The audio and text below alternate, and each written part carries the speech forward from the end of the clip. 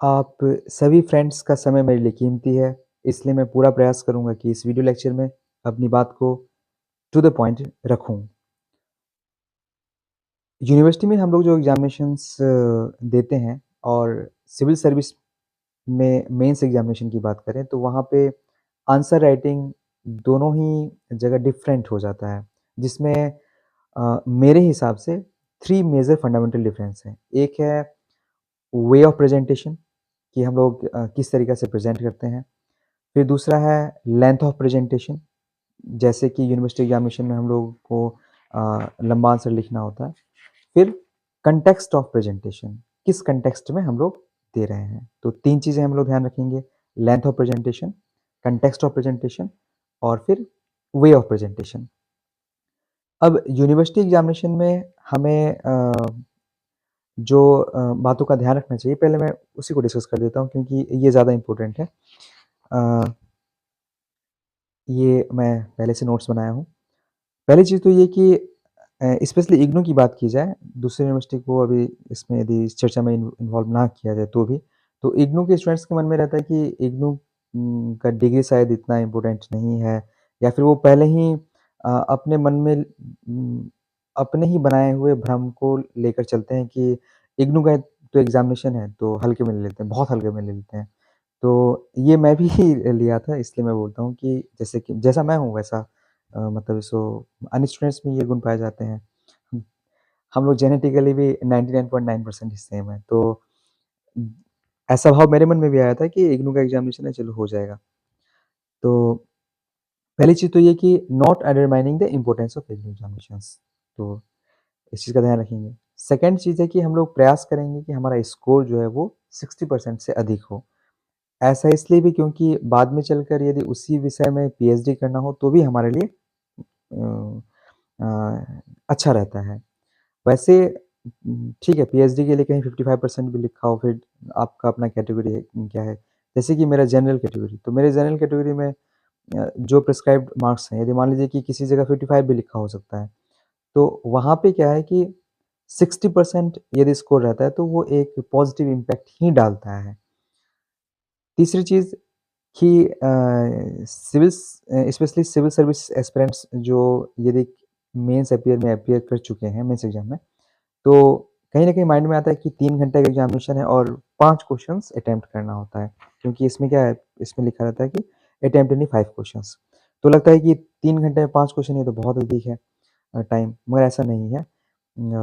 एक एग्ज़ामिनेशन मुझे लगा था कि स्पेशली फर्स्ट एग्ज़ामिनेशन में ही लगता है ये कि आराम से हो जाएगा, मगर लास्ट क्वेश्चन जब हम लोग उसका आंसर लिखते हैं, तो एक तो राइटिंग खराब हो जाता है, फिर जो सो कंटेंट भी ढंग से याद नहीं आता है, तो फिर आप जनरल से भी अधिक जनरल बातें लिख के आ जाते हैं और उसका ये होता है कि उसमें बहुत मिनिमम मार्क्स आ जाता है और ये केवल और केवल टाइम मैनेजमेंट के कारण ही आता है। तो ये जो टाइम है वो ऑप्टिमम टाइम है, इसको हम लोग ओवर एस्टिमेट या अंडर एस्टिमेट हमें नहीं करना चाहिए। नेक्स्ट पॉइंट जो है कि 5 क्वेश्चन हमें सॉल्व करना है आउट ऑफ 10। तो यहाँ पे जब हम क्वेश्चन का चुनाव करते हैं तो उसमें भी समय जाता है, क्योंकि वो सभी काम 3 घंटे में ही करना है। वो क्या बोलते हैं, अटेंडेंस डायरी वगैरह जो लेके सिग्नेचर वगैरह करवाते हैं, वो भी उसी समय करना है। तो यदि 10 क्वेश्चंस में 5 सेलेक्ट करना है तो हमें स्टार्टिंग में ही सभी क्वेश्चंस को पढ़ लेना है और यदि लगता है कि ये हम अधिक कंफर्टेबिलिटी के साथ हम लोग अटेम्प्ट कर पाएँगे, तो उसके सामने कोई मार्किंग दे देंगे हम लोग। तो इससे ये फ़ायदा हुआ कि 10 क्वेश्चन में मान लेते हैं कि हमें 7 क्वेश्चन हम सेलेक्ट कर लिए कि हाँ, ये मतलब कंफर्टेबल तरीके से कर सकते हैं। तो फर्दर हम उस 7 से वो 5 क्वेश्चन्स उसमें से सेलेक्ट कर सकते हैं। ये तो तब हुआ कि जब हम 5 से अधिक क्वेश्चन को सेलेक्ट किए हैं। कभी ऐसा भी होता है कि 10 में से हमें लग रहा है कि नहीं, 3 क्वेश्चन को हम लोग ही अच्छी तरीके से मतलब प्रेज़ेंट कर सकते हैं, आंसर दे सकते हैं और हमें और 2 ढूँढना होगा उसमें से जो बच गए हैं। तो उसके लिए एक सबसे अच्छा तरीका ये है कि हमें यदि पता ना हो कि जो बचे हुए क्वेश्चंस में से कौन-सा क्वेश्चंस को ढूँढना है, तो हमें जनरलाइज़्ड क्वेश्चन को सॉल्व करने का प्रयास करना चाहिए। इसका मैं एक एग्ज़ाम्पल लेता हूँ। जैसे कि ये पेपर एमएचआई 01, इसमें एंशिएंट एंड मिडाइवल सोसाइटीज़ में मैं एक एग्ज़ाम्पल लेता हूँ। इसमें क्वेश्चन नंबर 2 है, write a note on the process of urbanisation in the bronze age. अब ब्रॉन्ज एज में अर्बनाइजेशन यानी कि शहरीकरण, उसके ऊपर लिखना है प्रोसेस। अब नेक्स्ट क्वेश्चन देखिए, analyse the transition to democracy in ancient Greek civilisation. अब इस 2 क्वेश्चन में मुझे सेलेक्ट करना पड़ा, तो मैं इस क्वेश्चन को इसलिए सेलेक्ट किया क्योंकि ये एक जनरलाइज्ड तरीके से अप्रोच किया जा सकता है। कैसे? देखिए, चूँकि डेमोक्रेसी ट्रांजिशन टू डेमोक्रेसी यानी कि एक समाज है, उसमें डेमोक्रेसी नहीं है। उसमें क्या है, वो बात नहीं मैं बोल रहा हूँ, ना ही वो क्वेश्चन ज़िक्र कर रहा है। वो ये बोल रहा है कि डेमोक्रेसी नहीं है। तो डेमोक्रेसी नहीं है यानी कि जो भी फ़ेज़ में वह समाज है, वहाँ से वो डेमोक्रेसी तक कैसे पहुँचा? तो अब इसका एक जनरल अप्रोच मुझे ये लगा कि कोई भी समाज में, चाहे वो ग्रीक हो, चाहे वो इंडिया हो, चाहे वो मेसोपोटामियन सिविलाइजेशन हो, एग्ज़ाम्पल के लिए मैं बोल रहा हूँ, किसी भी सिविलाइजेशन में डेमोक्रेसी तक पहुँचने का कुछ मूलभूत यानी कि फंडामेंटल प्रोसेस ही होगा। मगर अर्बनाइज़ेशन का जो ब्रॉन्ज एज में होगा, वो दूसरे एज से डिफरेंट होगा। तो ये ट्रांज़िशन मुझे लगा कि ये इसके कंपैरिज़न में ये जनरलाइज़्ड है। इसको हम लोग दूसरा उदाहरण से समझते हैं। जैसे कि यदि बोला जाएगा कि आप ये बताइए कि पटना में ब्रेड कैसे बनाया जाता है? अब सामान्य बात है, अब न्यूयॉर्क में ब्रेड कैसा बनाया जाएगा और पटना में ब्रेड कैसे बनाया जाएगा, तो वो उसका फंडामेंटल प्रोसेस तो एक ही रहेगा। यहाँ पे तो डिफरेंस नहीं आ सकता है। मगर हाँ, कुछ चीज़ें जो है सो जैसे कि अब हम लोग ये बोल सकते हैं कि अ, बताइए एक मतलब सोसाइटी जो पटना में है और एक सोसाइटी जो न्यूयॉर्क में है, वो अ, किसी पार्टिकुलर चीज़ को लेकर सेलिब्रेशन, मान लेते हैं न्यू ईयर सेलिब्रेशन, वो कैसे करते हैं? तो वहाँ पे डिफरेंसेस अधिक है। जो ब्रेड मेकिंग प्रोसेस है उसमें, चाहे वो पटना हो, चाहे वो न्यूयॉर्क हो, चाहे दिल्ली हो, चाहे कोई और सिटी हो, उसमें फंडामेंटल डिफरेंसेस कम आएगा। मैं ये आपसे शेयर करने का प्रयास कर रहा हूँ कि हमें जनरलाइज़्ड क्वेश्चन को ही चुनना चाहिए, यदि क्वेश्चन चुनने में परेशानी है तो। फिर नेक्स्ट इम्पोर्टेंट पॉइंट है कि हम लोग सभी जानते हैं कि आंसर में इंट्रोडक्शन, बॉडी और कंक्लूजन है। तो सिविल सर्विस एग्ज़ामिनेशन में हमारा जो प्रेज़ेंटेशन होगा वो एंटायरली डिफरेंट होगा। यूनिवर्सिटी के एग्ज़ामिनेशन में हमारा जो इंट्रोडक्शन होना चाहिए वो कम से कम 1 पेज का होना चाहिए। इस पेज में लगभग जो सभी बातें होना चाहिए वो इंट्रोडक्टरी नेचर का ही होना चाहिए। क्यों? क्योंकि हमें फिर 6 पेज भरना भी है आगे चलकर। कम से कम 5 या 6 पन्ना तो जाना चाहिए। उतना तक हमें लिखने का प्रयास करना चाहिए।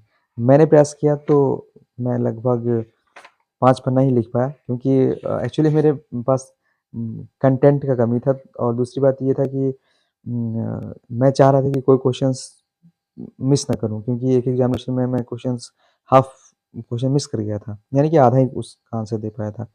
तो इंट्रोडक्शन हम कोशिश करेंगे कि पहला पेज में जो हमारा कंटेंट है वो इंट्रोडक्शन ही हो। अब इसमें ऐसा नहीं कि एक ही पैराग्राफ से ख़त्म कर दें, पैराग्राफ चेंज करें मगर उस जो आंसर का नेचर हो वो इंट्रोडक्टरी इन नेचर हो।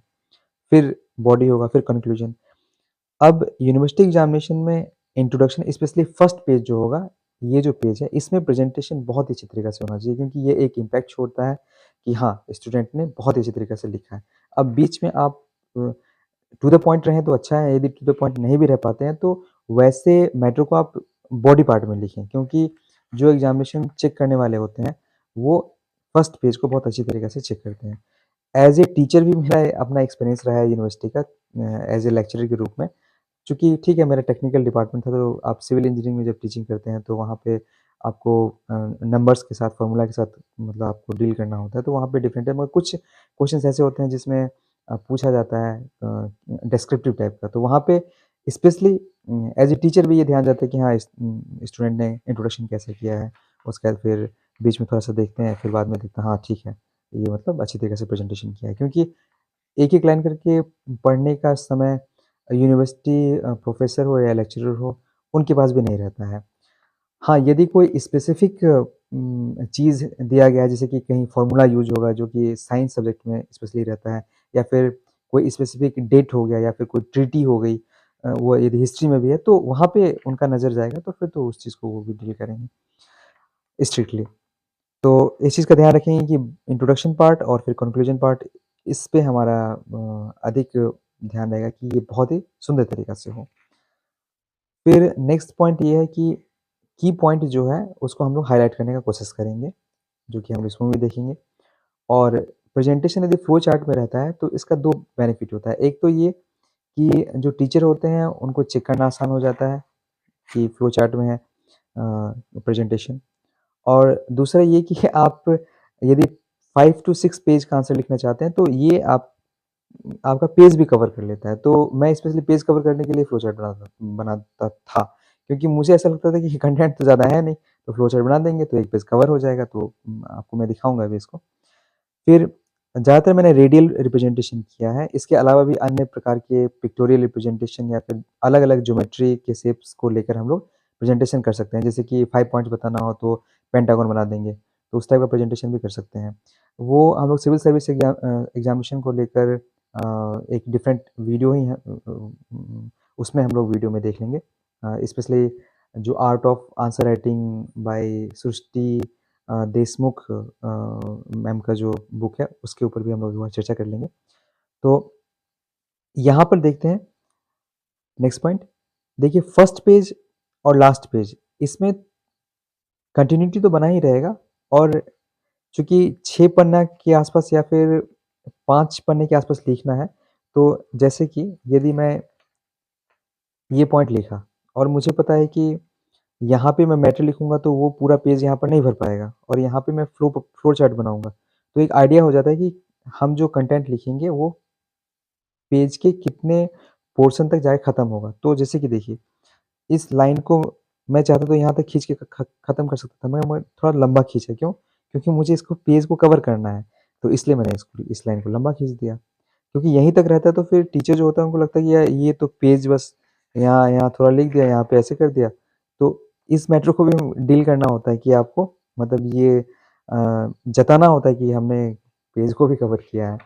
तो टीचर ऐसे देखते हैं और वो आपको मार्किंग करेंगे। तो जो इम्पोर्टेंट पॉइंट्स हैं मैंने वो मतलब पहले बोला। अब ये जो है सो इग्नू का ओरिजिनल आंसर कॉपी का ज़ेरॉक्स है। रिज़ल्ट निकलने के बाद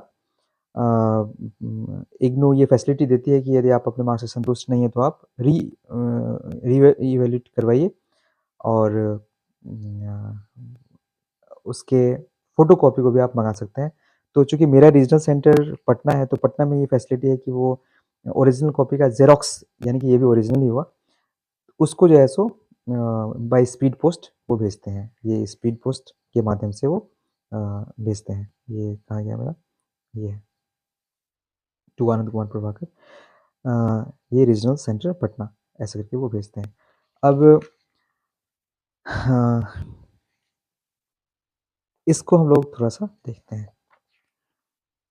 ये ओरिजिनल कॉपी है और मैंने सभी सब्जेक्ट्स का रिवैल्यूएशन करवाया, क्योंकि मुझे लगा कि मेरे marks up to the mark नहीं है मेरे हिसाब से, और मार्क्स सभी में बढ़े हैं और काफ़ी अंतर के साथ मार्क्स इम्प्रूव हुआ। जैसे कि इसमें 50 मार्क्स थे और आफ्टर रिवैल्यूएशन 69 मार्क्स हुए। तो मैंने ये देखा है कि मार्क्स थोड़ा-सा सेंटर टू सेंटर भी डिफ़र कर जाता है। मेरा सेंटर पटना यूनिवर्सिटी में एक बीएन कॉलेज है, वहाँ पे मेरा एग्ज़ाम सेंटर था, और मेरे एक फ्रेंड का सेंटर दूसरी जगह था। तो कुछ चीज़ों को टैली किया गया, तो उसका ये मानना था कि चूँकि वो इस मैटर को जानता था, तो वो एक ऐसा सेंटर चूज़ किया जहाँ पे उसके हिसाब से, और मैं भी इस चीज़ को गौर किया कि मार्किंग जो है थोड़ा-सा लीनिएंट है, तो ये भी डिफरेंसेस आ जाते हैं। यदि और एक दूसरा भी एग्ज़ाम्पल ले लें कि मान लेते हैं हम एक ही आंसर लिखें और उसको पटना यूनिवर्सिटी के किसी प्रोफ़ेसर ने चेक किया, और सेम आंसर को यदि राजीव गांधी यूनिवर्सिटी, ईटानगर की किसी यूनिवर्सिटी, या मान लेते हैं कि लखनऊ यूनिवर्सिटी, कोई भी यूनिवर्सिटी हो, या इवन आईआईटी पटना के किसी प्रोफ़ेसर को चेक करवाएँगे, तो वहाँ पे मार्किंग डिफरेंट हो जाएगा, सेम आंसर में। यदि वो सब्जेक्ट आर्ट्स का हो तो मैं मैथ्स या साइंस के उस सब्जेक्ट जहाँ पे न्यूमेरिकल अप्रोच हो, मैं उसकी बात नहीं कर रहा हूँ। तो ये भी एक फैक्टर रहता है। अब इसको देखते हैं। रिवोल्यूशन में मार्क्स इम्प्रूव हुआ है, ये आपके सामने है। रिज़ल्ट एनरोलमेंट आईडी के साथ चेक किया जा सकता है। अब इसमें देखिए, इसमें जो है सो ये क्वेश्चन है, एक ही क्वेश्चन को लेंगे फिर बाद में हम लोग केवल की पॉइंट्स को दर्शाएँगे ताकि वीडियो कम समय का रहे। What do you understand by domestication of plants? Give an account of spread of agriculture. ये एक जनरलाइज़्ड क्वेश्चन है, जिसे इस क्वेश्चन पे हर एक स्टूडेंट कुछ ना कुछ ज़रूर लिख सकता है।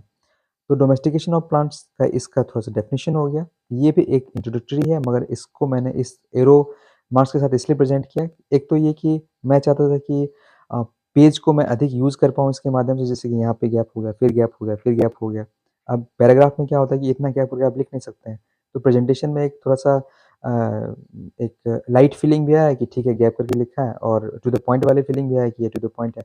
नंबरिंग इसलिए मैंने नहीं किया क्योंकि मुझे पता ही नहीं था कि मैं इसको बहुत अधिक नंबर तक ले जा पाऊँगा। यदि नंबरिंग कर देता 1, 2, 3, 4, 5 तो फिर ये 5 पॉइंट तक ही जाता या फिर 6 पॉइंट तक ही जाता। तो बेटर है कि यहाँ पे भी केवल एरो मार्क यूज़ करना, ताकि वो नंबरिंग उनके मन में ना आए यदि हम लोग कम पॉइंट्स लिखें तो। तो इसको इस तरीके से प्रेज़ेंट किया गया है।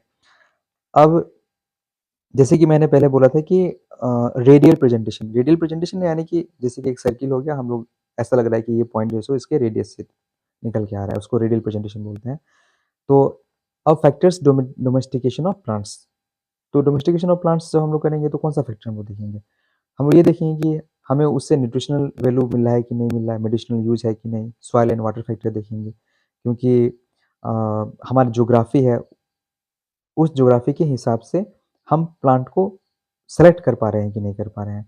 अब मान लीजिए कि मैं हिमालय चला गया घूमने के लिए और हिमालय से मैं कोई एक शंखपुष्पी नाम का पौधा लेके आया, अब उस शंखपुष्पी को मैं सोचूँगा कि मैं पटना में लगा लूँगा, तो वो शंखपुष्पी का पौधा कितने दिन तक रहेगा? कुछ दिन तक रहेगा, उसके बाद फिर वो एग्रो क्लाइमेटिक फैक्टर के कारण वो नहीं हो पाएगा।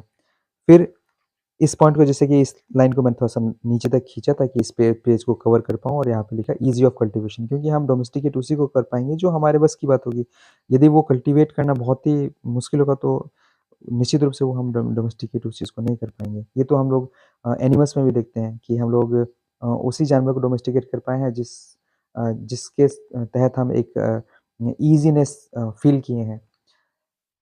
अदर फैक्टर्स भी इम्प्रूव करता है इम्पैक्ट करता है। अब फिर फ्लो चार्ट प्रेजेंटेशन में देखिए, तो ये यहाँ पे हो गया प्रोसेस ऑफ डोमेस्टिकेशन, फिर आइडेंटिफिकेशन ऑफ बेनिफिशियल प्लांट, फिर हम लोग analysing its production, analysing process of cultivation, फिर लर्निंग मीन्स ऑफ प्रोपेगेशन, फिर testing cultivation, carrying on successfully cultivated plants. ये जो पॉइंट्स आप देख रहे हैं, ये असल में साइंटिफिक प्रोसेस का एक जनरलाइज्ड पॉइंट ही है। हम लोग किसी भी चीज़ को डोमेस्टिकेट करेंगे या फिर किसी भी इवन साइंस के एक्सपेरिमेंट में हम लोग अपना एक्सपेरिमेंट शुरू करने से और रिज़ल्ट को एक्सेप्ट करने तक हम लोग इसी फ़ेज़ से गुज़रेंगे। इसलिए साइंस में होता है कि पहले आप जो प्रॉब्लम है उसको आइडेंटिफ़ाई कीजिए, फिर उसको एनालाइज़ कीजिए, फिर उसमें जो प्रोसेस है उसमें एनालाइज़ कीजिए, फिर उसको आप रीड आउट कीजिए, फिर जो है सो उसमें फिर एक्सपेरिमेंट्स कीजिए यानी कि टेस्टिंग कीजिए, और फिर मतलब सो उसको फिर आप क्रॉस चेक भी कीजिए, और क्रॉस चेक करने के बाद जो रिज़ल्ट आता है उसको आप मतलब वेरीफ़ाई करने के बाद उसको आप एक्सेप्ट कीजिए। तो ये एक जनरलाइज़्ड हो गया। इसलिए मैं बोला था कि यदि हम 10 क्वेश्चन में 5 से कम क्वेश्चंस को सेलेक्ट कर पा रहे हैं कि इस क्वेश्चन को हम लोग कंफर्टेबली अटेम्प्ट कर पाते हैं, तो मान लेते हैं कि 10 में से हम 3 ही क्वेश्चंस को सेलेक्ट कर पा रहे हैं कि 3 क्वेश्चंस में हम अच्छी तरीके से लिख सकते हैं। तो अब जो 2 बच गया क्वेश्चन, उस क्वेश्चन को सेलेक्ट करने में हम ये ध्यान रखेंगे कि कौन से क्वेश्चंस को हम जनरलाइज़ तरीके से जिसका आंसर लिख सकें। ये बात मैं 2-3 बार इसलिए रिपीट किया हूँ क्योंकि ये पॉइंट हम लोग एग्ज़ामिनेशन हॉल में ये पॉइंट कभी-कभी याद नहीं रहता है। यहाँ भी इस प्रकार से प्रेज़ेंटेशन किया गया है। फिर इस प्रकार से ये बादल बना दिया गया है, मान लीजिए बादल ही है ये। तो इस तरीके से इस प्रेज़ेंटेशन किया गया। 7 क्लाउड्स 9 वंडर्स वाली बात हो गई। अब नेक्स्ट क्वेश्चन्स को भी इसी प्रकार से मैंने पॉइंट वाइज़, यहाँ मैंने शुरू किया केवल पॉइंट से, मैं डायरेक्टली मैंने पॉइंट से शुरू किया क्योंकि ये ग्रीक सिविलाइज़ेशन के ऊपर मुझे कुछ बहुत ज़्यादा याद नहीं आ रहा था, इसलिए मैंने इस प्रकार से प्रेज़ेंटेशन किया। मैं फिर से बोल रहा हूँ कि ये यूनिवर्सिटी का यूनिवर्सिटी एग्ज़ामिनेशन के लिए आंसर लिखा गया है, और इस प्रकार से इसको मैंने प्रेज़ेंट किया था। और मैं इसलिए इसको यहाँ पे बोल रहा हूँ क्योंकि मुझे ऐसा लगा कि मेरा जो मार्क्स आया वो केवल और केवल प्रेज़ेंटेशन के कारण ही आया। कंटेंट जनरलाइज़्ड कंटेंट ही है। इसको मैं कोशिश करूँगा कि डिस्क्रिप्शन में लिंक मैं प्रोवाइड कर दूँ ताकि आप डाउनलोड करके भी देख सकते हैं। हो सकता है मैं इसमें कुछ मिनिमम एक मतलब वो क्या बोलें डाउनलोड में चार्ज यदि लगाने का मन होगा तो मैं उसको लगाऊँगा क्योंकि केवल और केवल अ, शेयर करने के उद्देश्य से ही मैं इसको इसका ज़ेरॉक्स मैं मतलब इस मँगाया हूँ, जो कि लगभग मुझे शायद ₹850 लगा था। तो अब एक चीज़ और मैं बोलना चाह रहा हूँ। मान लीजिए कि कोई क्वेश्चन है जिसमें जैसे ये क्वेश्चन नंबर 10 है। अब क्वेश्चन नंबर 10 में एबीसीडी है और यदि हम सेक्शन 2 से हमें 5 में से 2 क्वेश्चन तो मिनिमम सेलेक्ट करने ही हैं, क्योंकि यहाँ पे attempt at least 2 questions from each section. तो मान लेते हैं कि सेक्शन 1 से हमने 3 क्वेश्चन सेलेक्ट कर लिए। अब सेक्शन 2 से हमें 2 क्वेश्चन सेलेक्ट करने हैं। इसमें यदि हम क्लियर हैं, यदि 6 और 7 करेंगे तब तो कोई बात नहीं। यदि हम इसमें से एक क्वेश्चन सेलेक्ट कर पा रहे हैं और दूसरे क्वेश्चंस में हम लोग इसमें कन्फ्यूजन है कि क्वेश्चन 10 सेलेक्ट करें या 9 करें और दोनों में ही हम लोग कंफर्टेबल नहीं हैं, तो उस केस में क्वेश्चन नंबर 10 सेलेक्ट किया जाए। क्यों? क्योंकि इसके 2 पार्ट हैं। अब 2 पार्ट में लिखेंगे तो क्या होगा कि नंबर देने में टीचर को आसानी रहेगा क्योंकि इसमें लिखेंगे तो वो 10 में कम देंगे तो हो सकता है वो एटलीस्ट 5 तो देंगे, 6 तो देंगे। तो यदि 6 मान लेते हैं तो 6, 6, 12 हो गया। मगर यदि 9 लिखेंगे और उसको भी हम अच्छी तरह से प्रेज़ेंट नहीं कर पाएँगे तो वो हमें सिंगल डिजिट नंबर भी दे देंगे। 7 हो गया, 8 हो गया या 9 हो गया या 10 हो गया। तो मान लेते हैं कि ऐसा करने से यहाँ पे 10 नंबर मिलेगा और ऐसा करने से हमें इसको अटेम्प्ट करने से हमें 12 नंबर मिलेगा। तो 2 नंबर का यहाँ पे बेनिफिट हो रहा है।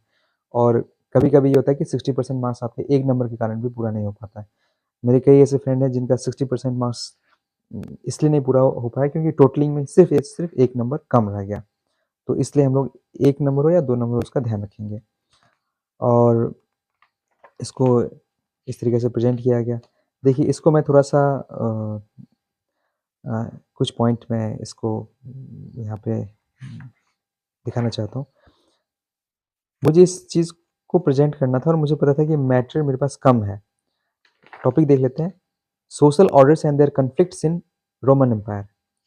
तो यहाँ पे मैंने लिखा, इसको मैंने इस प्रकार से प्रेज़ेंटेशन कर दिया और फिर यहाँ पे मुझे इस पूरे पेज को एक हिसाब से खपाना था मतलब उसे प्रेज़ेंटेशन करना था। तो मैं क्या किया कि इसको बड़ा-सा गोल कर दिया, इसमें social order and their conflict in Roman empire जो यहाँ पे दिया गया उसी को मैं यहाँ पे लिख दिया और बड़ा एरो को मैं चूज़ किया और मैं वर्ड्स चेंज किया। जैसे कि देखिए इनजस्टिस है, तो इनजस्टिस होने का मतलब ये है कि वहाँ पे इनह्यूमन ट्रीटमेंट होगा और slavery is a form of injustice. तो मैंने वर्ड्स इनजस्टिस भी लिखा, इनह्यूमन ट्रीटमेंट भी लिखा, स्लेवरी भी लिखा और कुछ याद आता तो वो भी लिख देता, ताकि ये जगह भरा दिखे। तो इस प्रकार से इसको अटेम्प्ट किया गया और अ, अब इसमें अधिक पॉइंट्स थे तो इसमें इस प्रकार से प्रेज़ेंट किया गया। तो ये एक ओरिजिनल आंसर कॉपी का ज़ेरॉक्स आपके सामने प्रेज़ेंट मैं इसी उद्देश्य के साथ कर रहा हूँ कि आपके अच्छे मार्क्स आएँ और मैं तो बहुत ही कम मेहनत करके गया था। मैं कोशिश करूँगा कि एज़ स्टूडेंट मैं इस चीज़ को ना दोहराऊँ, कम कम कम मेहनत करने का। मगर मैं चाहूँगा कि यदि कभी-कभी ऐसा होता है कि टाइम अलाउ नहीं करते, तो आपको हल्का एक जनरलाइज़ तरीके से ही पढ़ के आप एग्ज़ामिनेशन में आपको अपीयर करना होता है, तो उस समय जो ही 2-4 नंबर इस वीडियो लेक्चर के माध्यम से बढ़ जाए, तो इस वीडियो लेक्चर का जो उद्देश्य होगा, वो पूर्ति होगा। एक हम लोग पेपर और देख लेते हैं, उसके बाद फिर हम लोग इस वीडियो को यहीं कंप्लीट करेंगे ताकि अ, अधिक लंबा ना हो। ये नोट्स है, ये हाँ, ये नोट्स है। ये जो है सो इसको सेकंड वीडियो में हम लोग कवर करेंगे क्योंकि ये असाइनमेंट है। ये असाइनमेंट नोट्स मैंने बहुत ही कम बनाए थे, तो नोट्स को यदि समय मिलेगा तो मैं दूसरे वीडियो में कवर कर लूँगा। इस वीडियो में एक चीज़ और कवर करके इसको मैं ये पेपर हो गया, ये भी पेपर हो गया, ये भी पेपर हो गया। इसको देख लेते हैं हम लोग। ये पॉलिटिकल स्ट्रक्चर इन इंडिया ये हो गया पेपर MH04 इसको देख लेते हैं। इसमें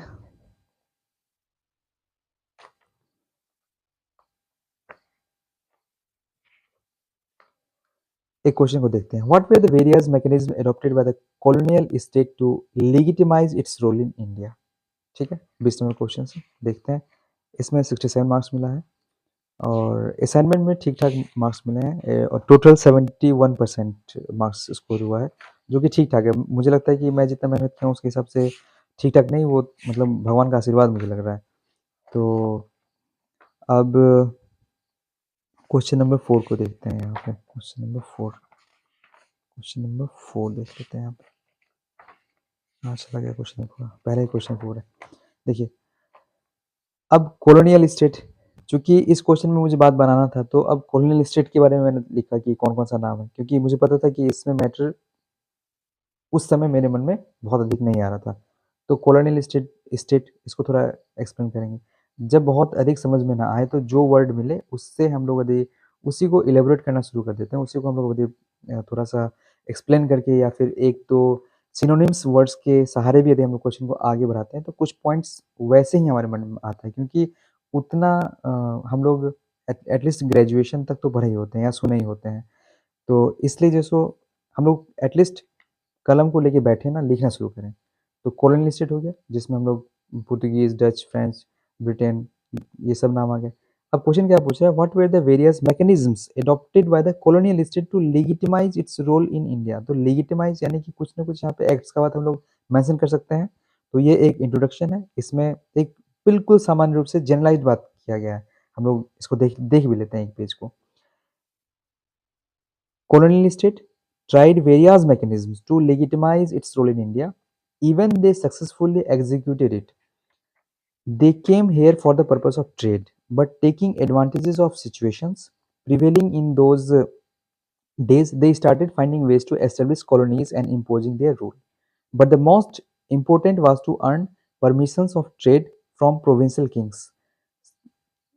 सपोर्ट फ्रॉम लोकल लैंडलॉर्ड्स।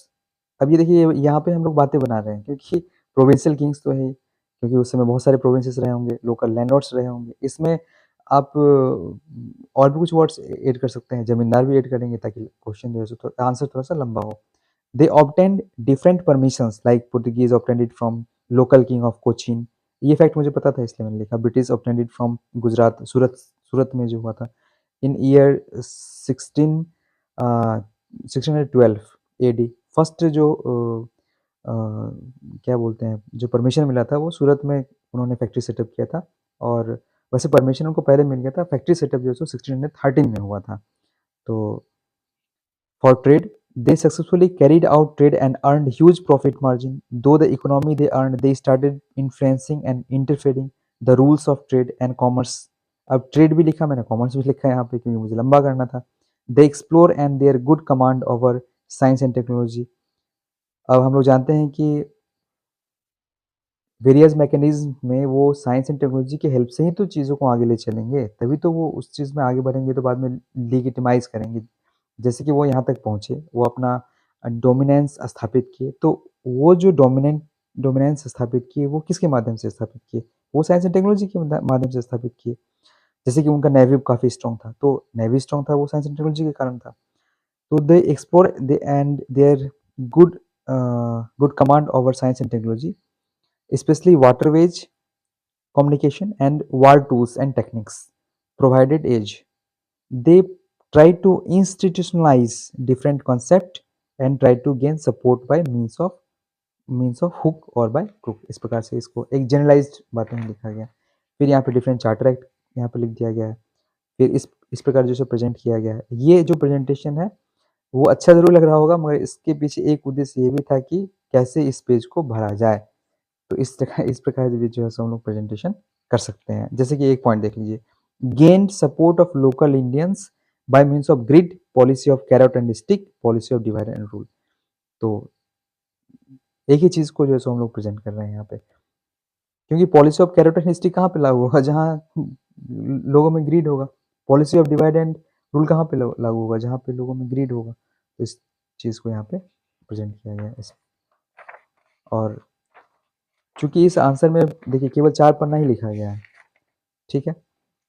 मगर 12 नंबर मिले हैं। वैसे इसमें अधिक नंबर बाद में मिला होगा, क्योंकि जो है सो ये मार्क्स इम्प्रूव हुआ है, 52 से 67 इम्प्रूव हुआ है।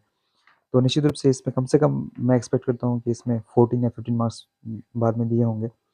तो ये केवल 4 पन्ना में जो सो यदि 15 मार्क्स मिल रहा है, तो इसमें आप ध्यान से देखिए इसमें कंटेंट ज़्यादा नहीं है, बिल्कुल भी कंटेंट नहीं है। हाँ, मगर इसमें जो सो वे ऑफ प्रेजेंटेशन और कुछ चार्टर एक्ट जो मुझे याद था वो मैंने लिखा था। तो बिल्कुल मिनिमम एफर्ट के साथ इस एग्ज़ामिनेशन में अपीयर उम, होने का यदि किसी को नौबत आता है इग्नू में, तो वो अपने मैटर ऑफ प्रेजेंटेशन को थोड़ा-सा इम्प्रूव करेंगे और यहाँ पे एक एक्चुअल आंसर राइटिंग और ओरिजिनल आंसर कॉपी को दिखाने का भी यही उद्देश्य था, ताकि उनमें कॉन्फिडेंस बिल्डअप हो और मार्क्स अच्छे आएँ। तो इसी उद्देश्य के साथ मैं इसको यहाँ